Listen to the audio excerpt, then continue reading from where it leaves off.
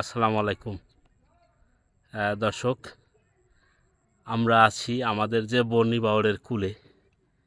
অর্থাৎ দেখেন, এখানে এসে দেখতে পেলাম বেশ কিছু লাল শাপলা ফুটে আছে। সচরাচর সাদা শাপলাটাই বেশি দেখা যায়, কিন্তু আজকে হঠাৎ করে আমার চোখে পড়ে গেল বেশ কয়েকটি লাল শাপলা। দেখেন কত সুন্দর আসলে শাপলাগুলো ফুটে আছে।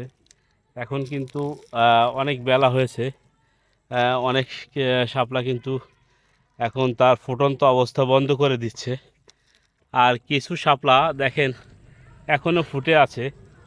আর সকালে যখন আপনার সূর্য উদয় হয় তখন কিন্তু শাপলাগুলো আরও সুন্দরভাবে ফোটে।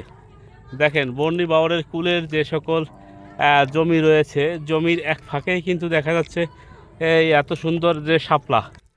আলহামদুলিল্লাহ, আল্লাহ পাকের প্রতিটি সৃষ্টি কিন্তু এক একটি চমকপ্রমোদ, যা মানুষকে আনন্দ দেয়, বিমোহিত করে।